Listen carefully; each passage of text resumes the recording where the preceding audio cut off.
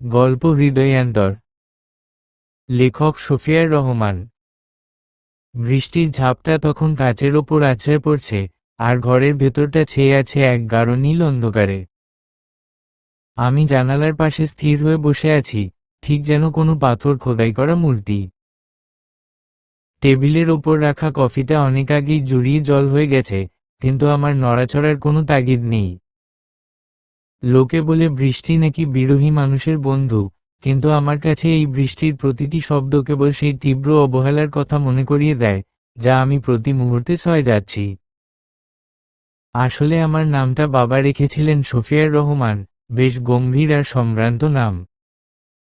কিন্তু ছোটবেলা থেকেই কেমন যেন একটা নীল ভাব আমার পিছু ছাড়ল না। তাই বন্ধুমহল থেকে শুরু করে সাহিত্য পাড়া, সবখানেই আমি এখন কেবল নীল। সোফিয়ার রহমান নামটা এখন ব্যাংক ব্যালেন্স আর ভোটার আইডিতেই দীর্ঘশ্বাস ফেলে, আর এই গল্পের পাতায় আমি ওই এক চিলতে বিষাদমাখা আকাশের প্রতিনিধি। এই নীল হওয়ার পেছনে যে দহন আছে, তা কেবল আমি আর আমার একাকিত্বই জানে। ফোনের স্ক্রিনটা হঠাৎ জ্বলে উঠল। কোনো নাম নেই, শুধু সেই অতি পরিচিত নম্বরটা। বুকটা যেন এক মুহূর্তের জন্য থমকে গেল। ফোনটা হাতে নিতেই ওপাশ থেকে সেই শান্ত, শীতল কণ্ঠস্বর ভেসে এল। এখনো জেগে আছো? তানহার প্রশ্নটা যেন খুব সাধারণ, কিন্তু আমার কাছে তা এক বিশাল বিস্ফোরণের মতো। আমি দীর্ঘশ্বাস ছেড়ে বললাম, জেগে থাকাটাই তো এখন আমার নিয়তি। কিন্তু তুমি? এই অবেলায় হঠাৎ মনে পড়ল যে কেউ একজন এখনো তোমার প্রতীক্ষায় জানালার পাশে বসে আছে। ওপাশ থেকে কিছুক্ষণ কোনো শব্দ এল না। তারপর তানহা খুব নিস্পৃহ গলায় বলল, প্রতীক্ষা করাটা তোমার অভ্যাস হয়ে গেছে। কিন্তু এই অবাস্তব অপেক্ষা তোমাকে কোথাও নিয়ে যাবে না। মানুষ বদলায়, সময় বদলায়, এটা যত তাড়াতাড়ি বুঝবে, ততই তোমার জন্য ভালো। আমি একটু হাসলাম, তবে সে হাসিতে কোনো আনন্দ ছিল না। বললাম, সাধারণ মানুষ হলে হয়তো অনেক আগেই বুঝে যেত তানহা। কিন্তু আমার এই সত্তাটা তো তুমি নিজের হাতে গড়েছিলে, সে তো বদলাতে জানে না। তুমি কি ভুলে গেছো সেই বিকেলের কথা, যখন বলেছিলে আমি না থাকলে তোমার পৃথিবীটা রঙিন হয়ে যাবে? তানহা এবার একটু কর্কশ স্বরে বলল, অতীতের কঙ্কাল আঁকড়ে ধরে বেঁচে থাকাটা এক ধরনের অসুখ। তুমি যা খুশি ভাবতে পারো। আমার অবহেলা যদি তোমাকে কষ্ট দেয়, তবে সরে যাও। কেন অকারণে নিজের সময় নষ্ট করছো? আমি তোমাকে ফিরতে বলিনি, আমি তোমাকে অপেক্ষা করতেও বলিনি। তোমার এই আবেগ এখন আমার কাছে বড্ড ভারী মনে হয়। আসলে আমাদের মাঝখানে এখন আর কোনো সেতু অবশিষ্ট নেই। ফোনটা কেটে গেল। টুট টুট শব্দটা আমার কানে যেন এক অট্টহাসির মতো বাজতে লাগলো। আমি ড্রয়ার থেকে একটা পুরনো ডায়েরি বের করলাম। সেখানে হলুদ হয়ে আসা পাতায় একটা শুকনো শিউলি ফুল লেপ্টে আছে। গত শরতে তানহা নিজ হাতে এটা আমার পকেটে গুজে দিয়েছিল। আজ ফুলটা আছে, তার ঘ্রাণ নেই। আর তানহাও আছে, কিন্তু তার সেই মায়া নেই। ডায়েরির পাতায় মাথা ঠেকিয়ে আমি তখন বিড়বিড় করে লিখলাম, তুমি কি জানো, অবহেলার চেয়ে বড় কোনো প্রতিশোধ এই পৃথিবীতে আর দ্বিতীয়টি নেই। আমি সেই প্রতিশোধের নীল বিষ নিয়েই বেঁচে থাকতে চেয়েছি। বৃষ্টির শব্দটা এখন ড্রাম পেটানোর মতো শোনায়। আমি ভাবি, হৃদয়ের এই রূপান্তর বা হৃদয়ান্তর কি খুব জরুরি ছিল? একটা মানুষ কিভাবে চোখের পলকে অন্য মানুষে পরিণত হয়? তানহার সেই চোখ, যেখানে একসময় আমার জন্য গভীর সমুদ্রের মতো মায়া ছিল, সেখানে আজ এক তুষার শীতল মরুভূমি। একদিন এই তানহার জন্যই আমি আমার আস্ত একটা আকাশ গড়েছিলাম। যখন সে হাসত, মনে হতো চারপাশে সব ফুল একসাথে ফুটে উঠেছে। আর আজ যখন সে আমাকে অবহেলা করে, মনে হয় এই মহাবিশ্বের সব থেকে একা মানুষটি আমি। কিন্তু এই একাকিত্বেও এক ধরনের আভিজাত্য আছে। আমি উঠে দাঁড়ালাম। আলমারি থেকে বের করলাম সেই পুরনো নীল রঙের শার্টটা। এই শার্টটা পরেই প্রথম আমাদের দেখা হয়েছিল। সেদিন সে বলেছিল, তোমাকে এই রঙে বড্ড মানায়। আজ সেই শার্টটা ধুলোমাখা, রঙও চটে গেছে কিছুটা, ঠিক আমাদের সম্পর্কের মতো। আমি শার্টটা গায়ে জড়িয়ে নিলাম। আয়নার সামনে দাঁড়িয়ে মনে হলো আমি আসলে কারো জন্য অপেক্ষা করছি না, আমি আসলে আমার হারিয়ে যাওয়া সেই দিনগুলোর জন্য অপেক্ষা করছি। স্মৃতিগুলো একটার পর একটা মিছিল করে আসছে। মনে পড়ছে সেই সাহিত্য পড়ার সন্ধ্যাগুলোর কথা, যেখানে এক কোণায় বসে আমি কবিতা পড়তাম আর তানহা মুগ্ধ হয়ে শুনত। আমার কবিতাগুলোর জন্ম হতো এক অদ্ভুত কষ্ট থেকে, আর তানহা সেই কষ্টের মাঝেই নিজের ঘর খুঁজত। সে বলতো, নীল, তোমার এই বিষাদের মাঝেও এক ধরনের জাদু আছে। আজ সেই জাদুটাই আমার গলার ফাঁস হয়ে দাঁড়িয়েছে। শফিয়ার রহমান নামের মানুষটা হয়তো সেদিনই মরে গিয়েছিল, যেদিন তানহা প্রথমবার আমাকে নীল বলে ডেকেছিল। সেই ডাকের মাঝে যে মায়া ছিল, তা আজ ঘৃণায় রূপ নিয়েছে। যতটা যত্ন করে আগলে রাখলাম, ঠিক ততটাই অযত্নে তুমি আমায় ছেড়ে গেলে। এখন এই অযত্নটাই আমার একমাত্র বিলাসিতা। জানালার পর্দার ফাঁক দিয়ে বাইরের ল্যাম্পপোস্টের আলোটা এসে আমার ডায়েরির ওপর পড়েছে। বাতাসের ঝাপটায় পর্দাগুলো উড়ছে যেন কোনো প্রেতাত্মা। আমি অন্ধকারের দিকে তাকিয়ে আছি। তানহা হয়তো এখন অন্য কারো সাথে কথা বলছে, কিংবা হয়তো শান্তিতে ঘুমাচ্ছে। তার ঘুমের ঘোরে কি কোনোদিন আমার মুখটা ভেসে ওঠে না? আমার দেওয়া সেই নামহীন কবিতাগুলো কি সে পুড়িয়ে ফেলেছে? নাকি সেগুলোকে কোনো গোপন দেরাজে বন্দি করে রেখেছে? মানুষের জীবনে কিছু মুহূর্ত আসে যখন সব সত্য মিথ্যে হয়ে যায়। আমার জীবনে সেই মুহূর্তটা এসেছে। তানহার অবহেলা এখন আমার প্রতিদিনের সঙ্গী। সকালে ঘুম ভাঙা থেকে রাতে ঘুমাতে যাওয়া পর্যন্ত ওর সেই নিষ্পৃহ চাহনি আমার পিছু ছাড়ে না।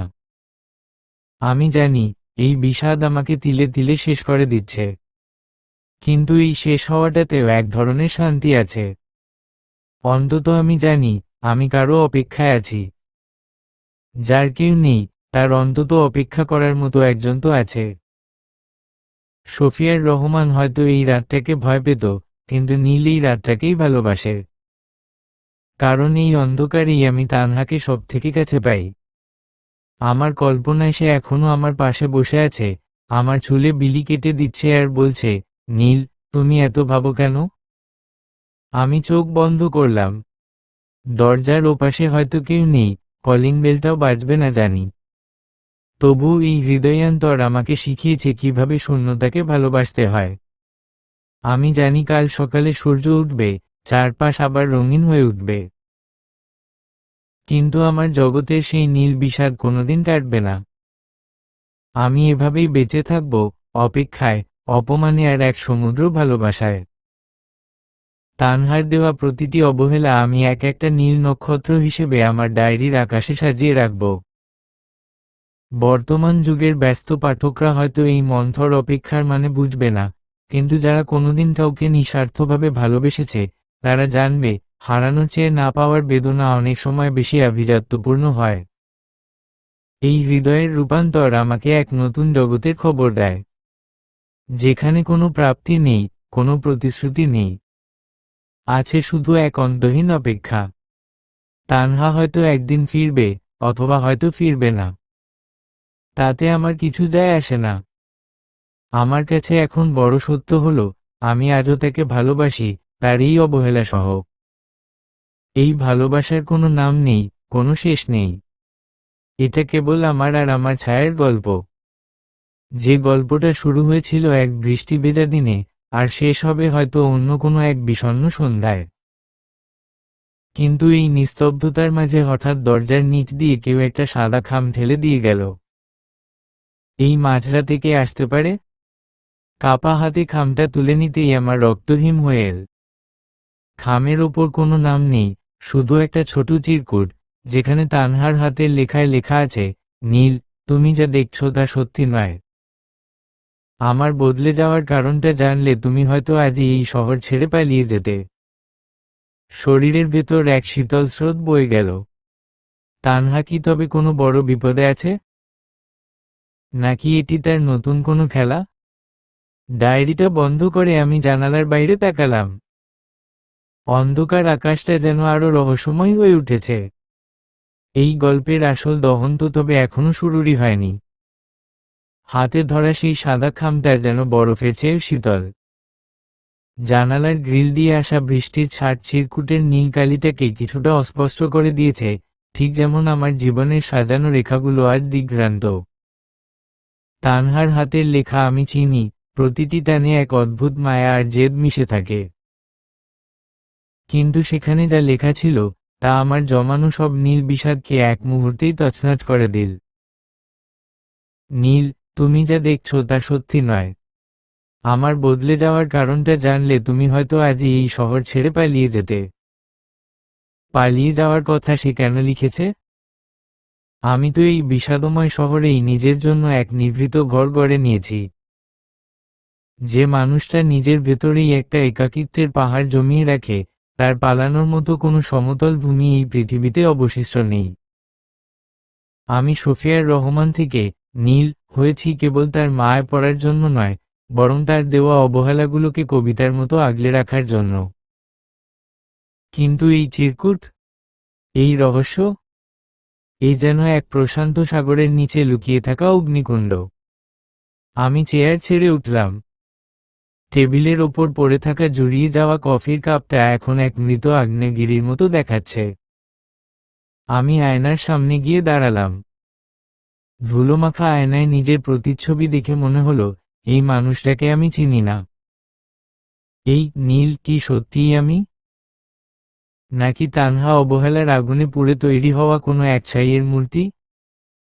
আলমারি থেকে সেই পুরনো নীল শার্টটা বের করলাম। এর রং চটে গেছে, কলারের কাজটা কিছুটা জীর্ণ। ঠিক আমাদের সম্পর্কের মতো, যা সময়ের ঘর্ষণে মলিন হয়েছে কিন্তু ছিঁড়ে যায়নি। শার্টটা গায়ে জড়িয়ে আমি ঘর থেকে বের হলাম। বাইরে বৃষ্টির দাপট এখন কিছুটা কমলেও আকাশের বুক চিরে এখনো বিদ্যুতের রেখা খেলা করছে।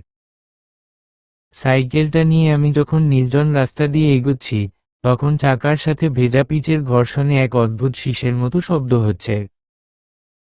শহরের ল্যাম্পপোস্টগুলো হলুদ আলো ঢেলে দিচ্ছে রাস্তায়, যা দেখে মনে হচ্ছে কেউ যেন বিষাদমাখা এক গালিচা পেতে রেখেছে আমার অপেক্ষায়। আমার গন্তব্য শহরের উপকণ্ঠের সেই পরিত্যক্ত লাইব্রেরি ভবন। একসময় আমরা এখানে বসে জ্যোৎস্না দেখতাম, কবিতার খাতা বিনিময় করতাম। আজ সেই জায়গাটা শ্যাওলা ধরা স্মৃতি আর নিস্তব্ধতার চাদরে ঢাকা।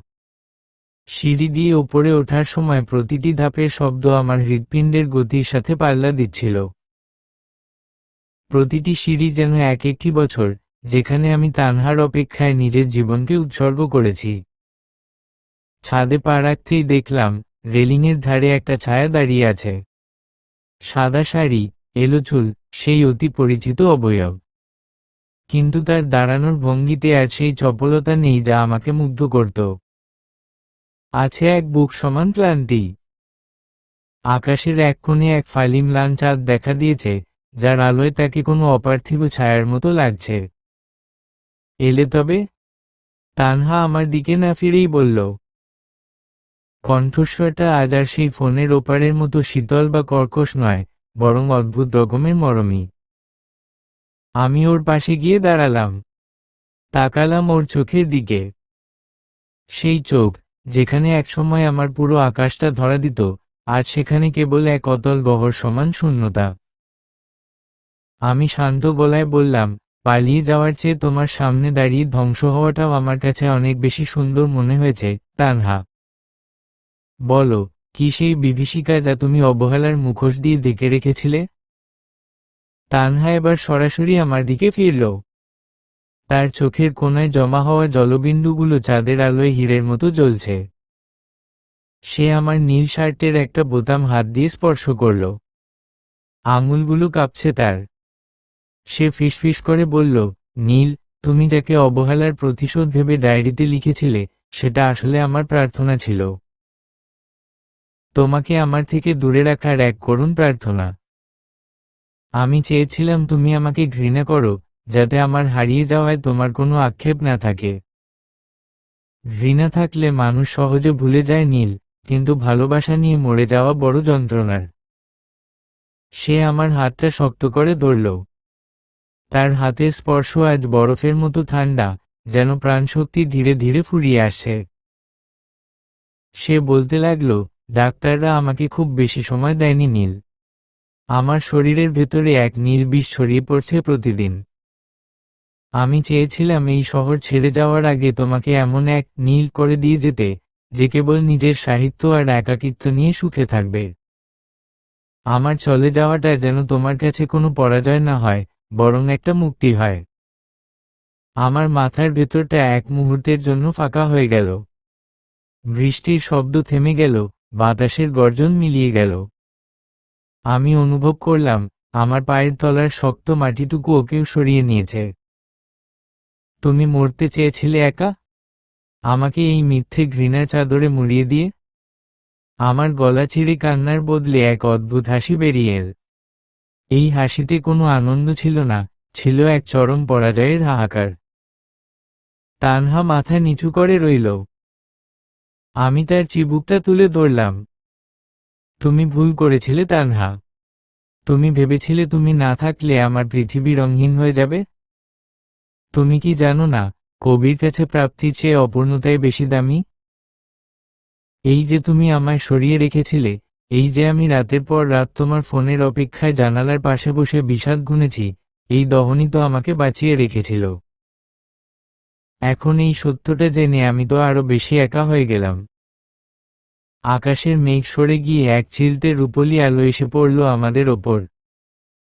আমি পকেট থেকে সেই পুরনো ডায়েরিটা বের করলাম। আজ সেখানে কোনো নতুন কবিতা লিখব না। আজ কলমটা হাতে নিয়ে সাদা পাতার বুক চিরে কেবল একটি মাত্র বাক্য খোদাই করলাম। এটি কোনো অভিযোগ নয়, বরং এক নতুন হৃদয়ের রূপান্তরের ঘোষণা। চাঁদের আলোয় ভেজা পাতায় জলছাপের মতো ভেসে উঠল আমার শেষ উপলব্ধি। অবহেলার দেয়াল দিয়ে তুমি আমায় বাঁচাতে চেয়েছিলে ঠিকই, কিন্তু তুমি ভুলে গিয়েছিলে, কিছু মানুষ ধ্বংস হওয়ার জন্যই ভালোবাসে। আমি না হয় তোমার সেই ধ্বংসস্তূপেই আমার রাজপ্রাসাদ গর্ব। আমি তানহার কাপে মাথা রাখলাম। ওর চুলের সেই পরিচিত শিউলি ফুলের ঘ্রাণটা এখনো লেগে আছে, যদিও তা ফ্যাকাশে হয়ে এসেছে। এই সেই তানহা, যাকে আমি ঘৃণা করতে চেয়েও পারিনি। এই সেই তানহা, যে আমাকে নীল নাম দিয়ে নিজে অন্ধকারের পথে পা বাড়িয়েছে। হঠাৎ সিঁড়ির দিক থেকে একটা ভারী পায়ের শব্দ পাওয়া গেল। এই নির্জন রাতে, এই পরিত্যক্ত ভবনে আমাদের ছাড়া আর কে থাকতে পারে? তানহার চোখে এক অদ্ভুত আতঙ্ক খেলে গেল।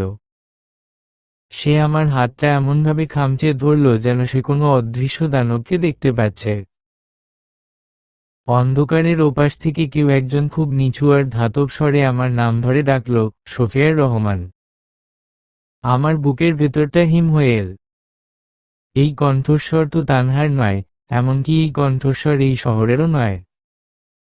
এটি এমন এক কণ্ঠস্বর যা আমি আমার শৈশবের কোনো এক দুঃস্বপ্নে শুনেছিলাম। তানহা আমার কানের কাছে মুখ এনে ফিসফিস করে বলল, ওদের কাছে বাবার সেই গোপন ডায়েরিটা আছে নীল। ওরা তোমাকে শেষ করতে এসেছে। গল্পের যে করুণ সত্যটা আমি আজ জানলাম, তার চেয়েও ভয়ঙ্কর কোনো বিভীষিকা কি তবে আমাদের দরজার ওপাশে দাঁড়িয়ে অপেক্ষা করছে? আমার হৃদয়ান্তর কি তবে কেবল এই বিষাদেই সীমাবদ্ধ থাকবে না? আসল দহন তো তবে কেবল দানা বাঁধছে। দরজার ওপাশ থেকে আসা সেই শীতল কণ্ঠস্বর, যা আমার নাম ধরে ডাকল, তা যেন এক মুহূর্তের জন্য সময়কে স্থির করে দিল। তানহার হাতের বাঁধন আমার কবজিতে আরো শক্ত হল।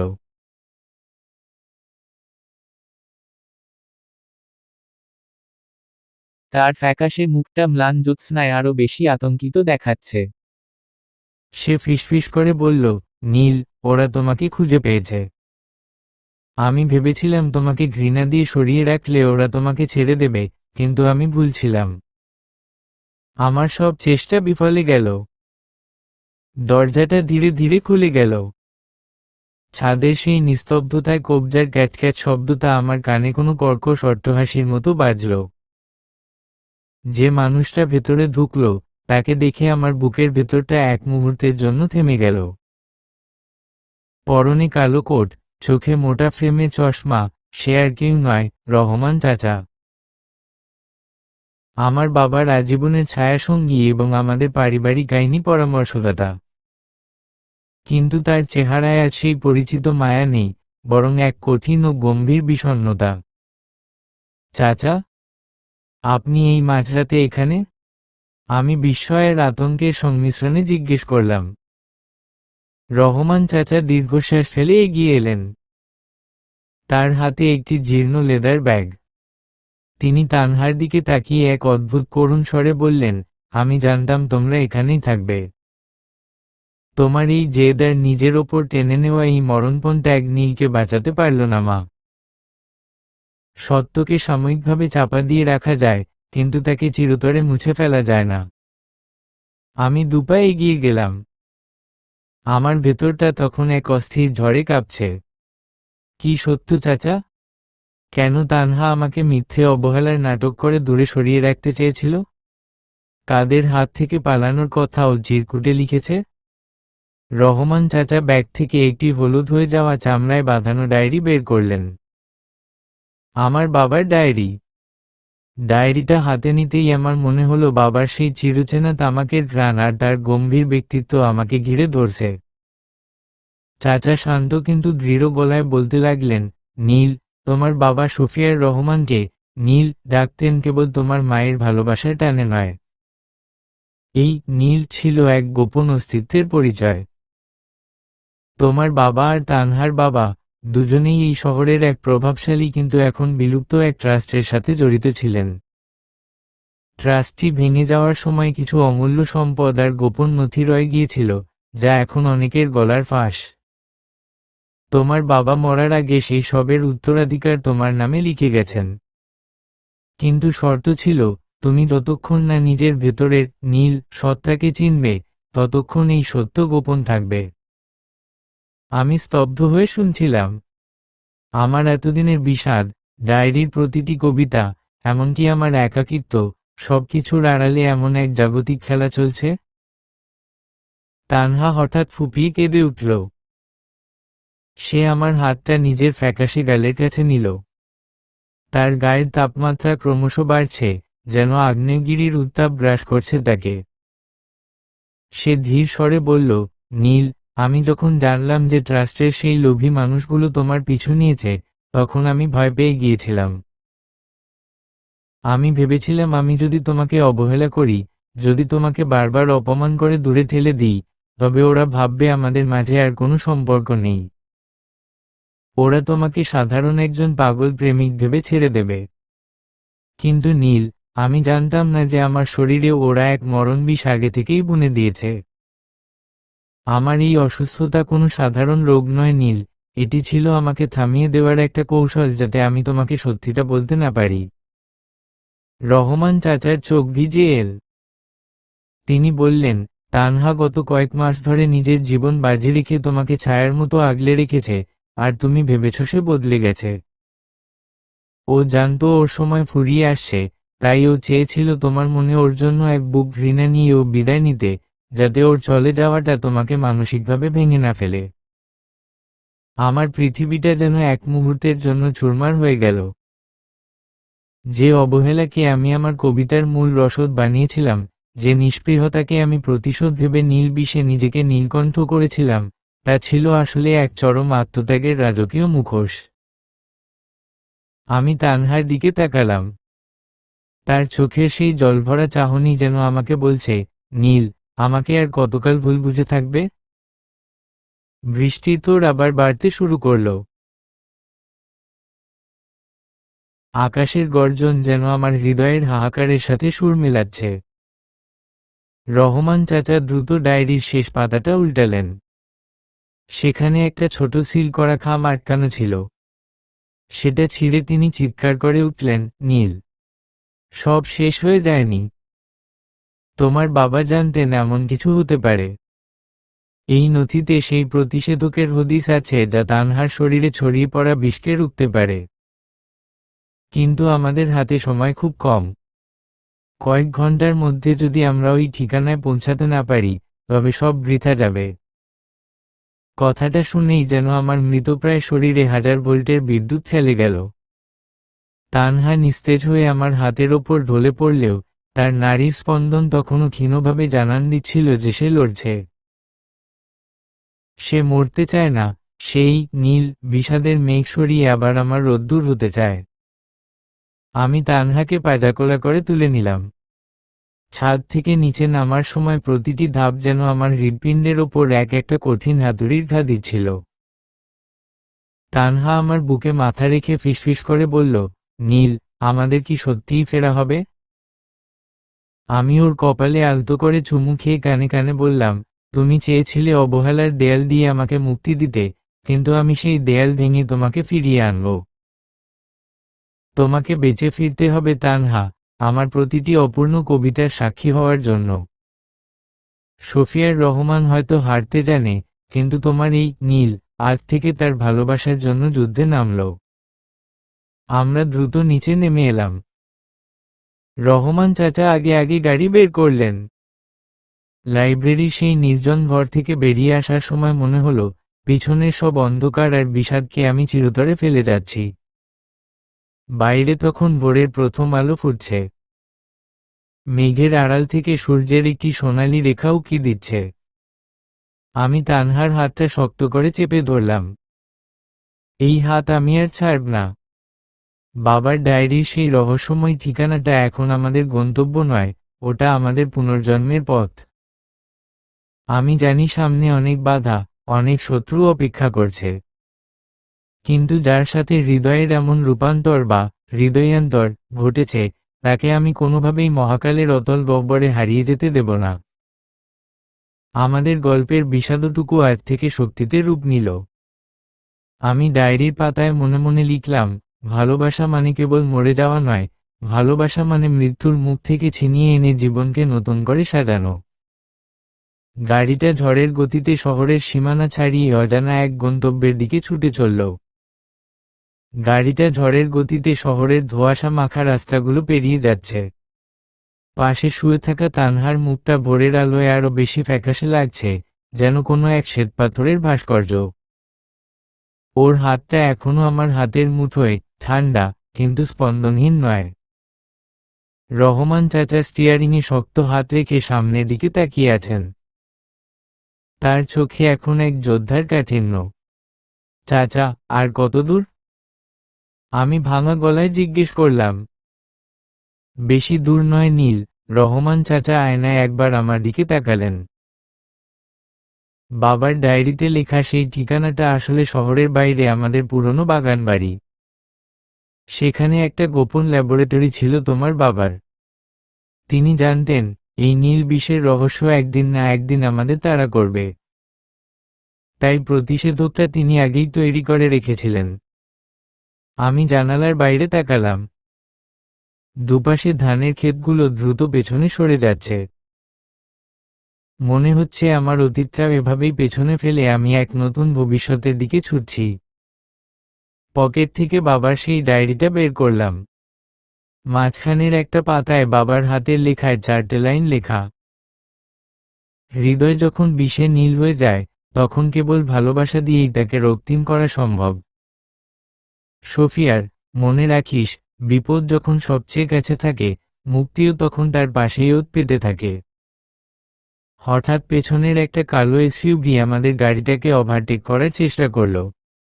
রহমান চাচা দাঁতে দাঁত চেপে স্পিড বাড়িয়ে দিলেন। ওরা এসে গেছে নীল। তানহার এই অবস্থা দেখে ওরা ক্ষান্ত হয়নি। ওদের চাই ওই ডায়েরির শেষ পৃষ্ঠার সংকেতটা। আমার বুকের ভেতরটা হিম হয়ে এল। কিন্তু পরক্ষণেই এক অদ্ভুত সাহস ভর করল। আমি তানহার দিকে তাকালাম। ওর নিষ্পৃহ মুখের দিকে তাকিয়ে মনে হলো, যে মেয়েটা নিজের জীবন দিয়ে আমাকে আগলে রেখেছে, তার জন্য আমি আজ পৃথিবীর শেষ প্রান্ত পর্যন্ত লড়াই করতে পারি। চাচা, আপনি গাড়ি থামাবেন না। আমি দেখছি, আমি চিৎকার করে বললাম। রহমান চাচা গাড়িটা একটা কাঁচা রাস্তায় নামিয়ে দিলেন। ধুলোর আস্তরণ পেছনে ফেলে আমরা এগুচ্ছি। পেছনের গাড়িটা ক্রমাগত হর্ন দিচ্ছে। ঠিক তখনই একটা মোড় ঘুরতেই সামনে ভেসে উঠল সেই পুরনো বাগান বাড়ি। দীর্ঘদিনের অযত্নে জঙ্গল হয়ে গেছে চারপাশ, কিন্তু গেটটা এখনো অটল। গাড়িটা গেটের ভেতরে ঢুকতেই রহমান চাচা ব্রেক কষলেন। নীল, তানহাকে নিয়ে ভেতরে যাও, আমি ওদের সামলাচ্ছি। সোজা মাটির নিচে সেই গোপন ঘরে চলে যাও। ডায়েরির শেষ পাতায় যে নাম্বারটা লেখা আছে, ওটাই ওই কক্ষের কোড। আমি তানহাকে পাজাকোলা করে তুলে নিলাম। বাগানবাড়ির অন্ধকার বারান্দা পেরিয়ে আমি ভেতরের দিকে ছুটছি। তানহার মাথাটা আমার কাঁধে এলিয়ে আছে। ওর তপ্ত নিঃশ্বাস আমার গলায় বিঁধছে। পেছনের চিৎকার আর ধস্তাধস্তির শব্দ কানে আসলেও আমি একবারও পেছনে তাকালাম না। আজ আমার লক্ষ্য কেবল একটা, তানহাকে ফিরিয়ে আনা। লাইব্রেরি ঘরের মেঝেতে একটা পুরনো কার্পেট সরিয়ে বের হলো সেই লোহার দরজা। ডায়েরির শেষ পাতাটা খুললাম। সেখানে লেখা 1989-09। আমার জন্মসাল আর মাসের তারিখ। বাবার এই অদ্ভুত স্নেহ আমাকে মুহূর্তের জন্য আবেগপ্রবণ করে তুলল। কোডটা চাপতেই ভারী দরজাটা খুলে গেল। ভেতরের কক্ষটা অদ্ভুত রকমের পরিষ্কার। দেয়ালে সারি সারি কাচের শিশি। আমি তানহাকে একটা সাদা বিছানায় শুইয়ে দিলাম। বাবার ডায়েরির নির্দেশনা অনুযায়ী একটা নীল রঙের তরল ভরা ইঞ্জেকশন খুঁজে বের করলাম। ওটার ওপর লেখা ছিল নীল মুক্তি। ইঞ্জেকশনটা হাতে নিতেই আমার হাত কাঁপছিল। যদি এটা কাজ না করে, যদি সব শেষ হয়ে যায়। ঠিক তখনই তানহা ওর চোখের পাতাটা একটু খুলল। ও আমার হাতটা খুব দুর্বলভাবে ধরল। নীল, তুমি এসেছিলে। কথা বলো না তানহা। তুমি সুস্থ হয়ে যাবে। দেখো, আকাশটা আবার রঙিন হবে। আমি ধীরে সুস্থে ওর হাতে প্রতিষেধকটা পুশ করলাম। কয়েক সেকেন্ডের এক দীর্ঘ নীরবতা। তারপর তানহা একটা গভীর দীর্ঘশ্বাস নিয়ে চোখ বন্ধ করল। ওর ফ্যাকাশে মুখে ধীরে ধীরে রক্তের আভাস ফুটে উঠতে শুরু করল। আমি ওর বুকের ওপর কান পাতলাম। নারীর গতি এখন আগের চেয়ে অনেক বেশি স্থিতিশীল। বাইরে রহমান চাচার চিৎকার আর পুলিশের সাইরেনের শব্দ শোনা যাচ্ছে। সম্ভবত চাচা আগেই খবর দিয়ে রেখেছিলেন। কিন্তু ঘরের ভেতরে এখন এক পবিত্র নিস্তব্ধতা। আমি তানহার পাশে মেঝের ওপর বসে পড়লাম। বাবার ডায়েরিটা আমার পায়ের কাছে পড়ে আছে। আমি ডায়েরির পাতায় লিখলাম, অবহেলার নীল বিষাদ মুক্তি পেল। শফিয়ার রহমান আজ পূর্ণ হল। যে হৃদয়ান্তর বিষাদ দিয়ে শুরু হয়েছিল, আজ তা এক নতুন জীবনের ভরে এসে দাঁড়িয়েছে। তানহা কিছুক্ষণ পর আবার চোখ খুলল। এবার ওর চোখে কোনো আতঙ্ক ছিল না, ছিল এক অদ্ভুত মায়া। সে আমার দিকে হাত বাড়িয়ে বলল, নীল, তুমি এত ভাবো কেন?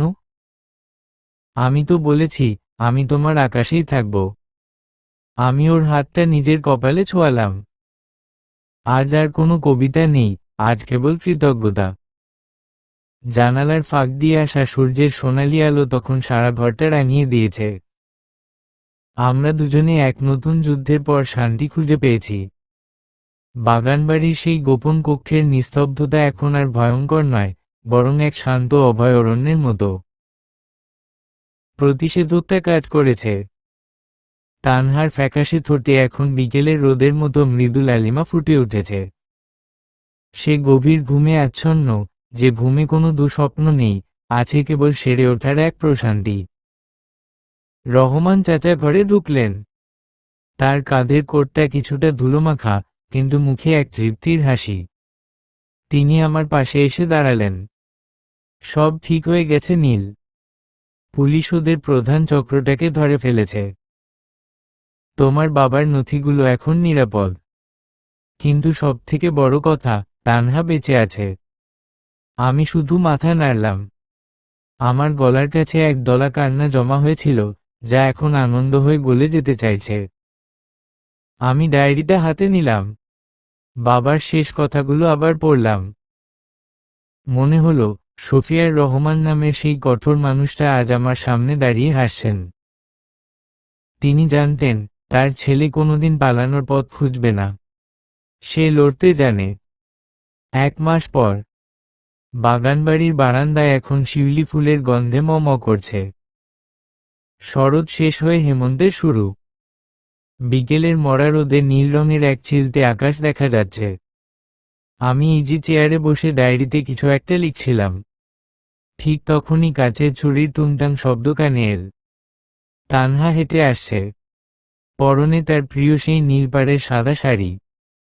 তাকে দেখে মনেই হয় না 1 মাস আগেও সে মৃত্যুর সাথে পাঞ্জা লড়ছিল। সে আমার পাশে এসে দাঁড়ালো, তার হাতের 1 কাপ গরম কফি আমার সামনে ধরল। কফিটা কিন্তু এবার জুড়িয়ে যাওয়ার আগেই খেয়ে নিও নীল, সে হাসল। সেই পরিচিত হাসি, যা আমার জগতের সব বিষাদ মুহূর্তেই মুছে দেয়। আমি কফির কাপটা হাতে নিয়ে ওর দিকে তাকালাম। তুমি কি জানো তানহা, ওই বৃষ্টির রাতে যখন তুমি ফোন করেছিলে, তখন আমি ভেবেছিলাম এটাই হয়তো আমাদের শেষ। কিন্তু আজ মনে হচ্ছে ওটা ছিল কেবল এক নতুন অধ্যায়ের শুরু। তানহা রেলিংয়ের ওপর ভর দিয়ে দূরের আকাশটার দিকে তাকালো। অবহেলার যে অভিনয়টা আমি করেছিলাম, সেটা না করলে কি আজ আমরা এই শান্তিতে বসতে পারতাম? মাঝে মাঝে জীবনে বড় কিছু পাওয়ার জন্য ছোট কিছু হারাতে হয়। আমি ওর হাতটা নিজের হাতের মুঠোয় নিলাম। আর হারানো নয় তানহা। শফিয়ার রহমান এখন অনেক বেশি ধনী, কারণ তার পাশে এমন একজন আছে যে তার একাকিত্বকেও কবিতা বানাতে জানে। আমি ডায়েরির একদম শেষ পাতাটা খুললাম। সেখানে আমাদের এই পুরো যাত্রার সারসংক্ষেপ লিখেছি আমি। তানহা কৌতূহলী হয়ে তাকিয়ে রইল। আমি পড়লাম, হৃদয়ের এই রূপান্তর বা হৃদয়ান্তর আমাদের শিখিয়েছে যে নীল রং মানেই কেবল বিষাদ নয়। নীল মানে এক বিশাল আকাশ, নীল মানে অতল সমুদ্রের স্থিরতা। কিছু গল্প শুরু হয় অশ্রু দিয়ে, কিন্তু শেষ হয় এক আকাশ ভালোবাসা দিয়ে। তানহার দেওয়া প্রতিটি অবহেলা আজ আমার ডায়েরির পাতায় এক একটা নক্ষত্র হয়ে জ্বলছে। তানহা আমার কাঁধে মাথা রাখল। সূর্য তখন দিগন্তে ডুবে যাচ্ছে, আকাশটা হয়ে উঠেছে এক অপূর্ব গাঢ় নীল। ল্যাম্পপোস্টের আলো জ্বলে উঠেছে বাগানবাড়ির পথে। আমরা দুজন এখন আর কোনো রহস্যের পেছনে ছুটছি না, আমরা ছুটছি এক অন্তহীন ভবিষ্যতের দিকে। ডায়েরিটা বন্ধ করলাম। ডায়েরির উপর খোদাই করা নামটি এখন আর কেবল নীল নয়, সেখানে আমি লিখেছি নীল ও তানহার নীল আকাশ। আমাদের এই উপন্যাসটি হয়তো কোনো একদিন কোনো তরুণ প্রেমিক পড়বে আর ভাববে, ভালোবাসার দহন যদি এমন সুন্দর হয়, তবে সে দহনে পুড়ে ছাই হওয়াটাও এক আভিজাত্য। শফিয়ার রহমান আর নীল আজ একাকার হয়ে গেছে। আমাদের নীল বিষাদ আজ নীল ভালোবাসায় রূপ নিয়েছে। সমাপ্ত।